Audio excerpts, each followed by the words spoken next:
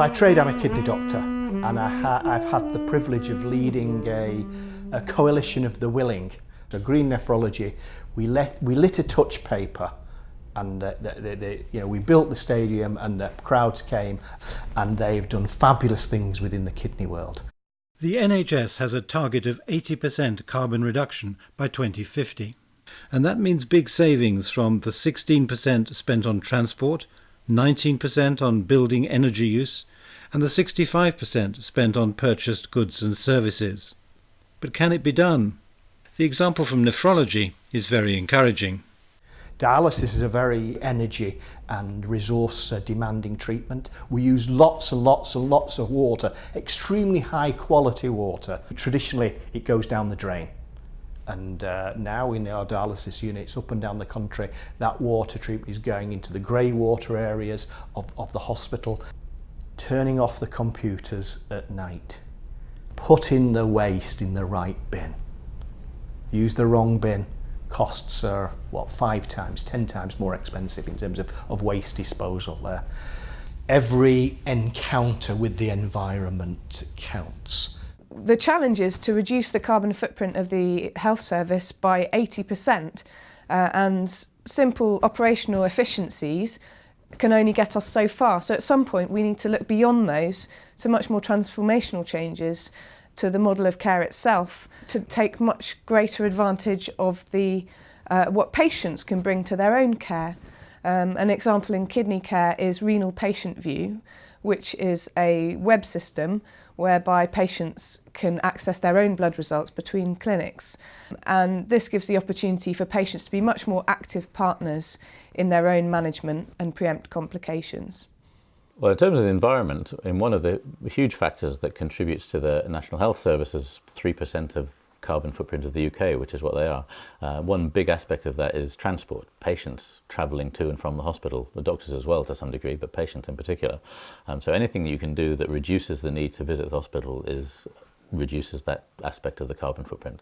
So with Renal Patient View, because you get your results online in the convenience of your own home or wherever you happen to be, it means you can check them much more frequently, and you spot earlier the kind of things that might hint that something is going wrong or needs to be changed, and so you can act to remedy that in such a way that may well prevent you having to visit the hospital or even become an inpatient for several days, which again is a big impact.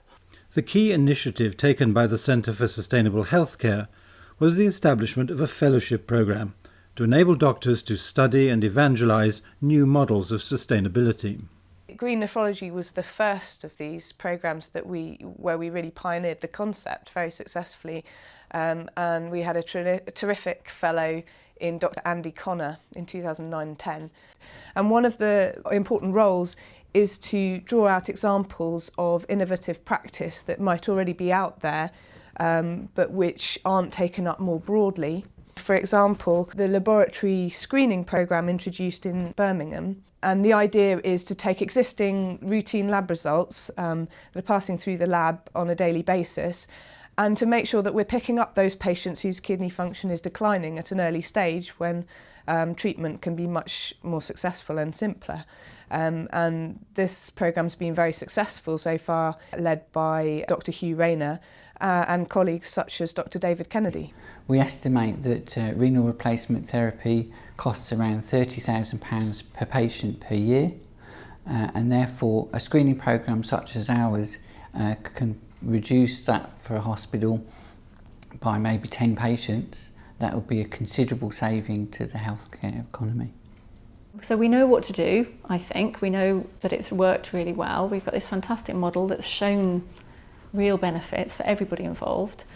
And all we need to do now is replicate that in 35 specialties in medicine.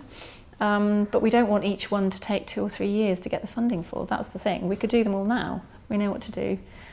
Well, we at the Centre for Sustainable Healthcare were aware that the examples we were documenting in the Green Nephrology case library were showing tens of thousands of pounds a year saving, many of them.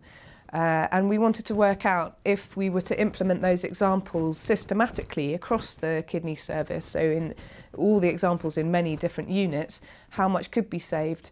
And we calculated that the average unit could be saving somewhere between £150,000 and £200,000 a year. So if you scale that up to what could be done if we did reasonable things that we've been able to achieve in a high proportion of the kidney units, do them across all the kidney units and take the same kind of approach across the whole health system, then there's at least £1 billion that we could save. I'll say tomorrow, but maybe next Tuesday is the time to start. It doesn't cost more to be sustainable, it costs less, it keeps people happy, it contributes socially to the environment, and it contributes to the overall well-being of our communities.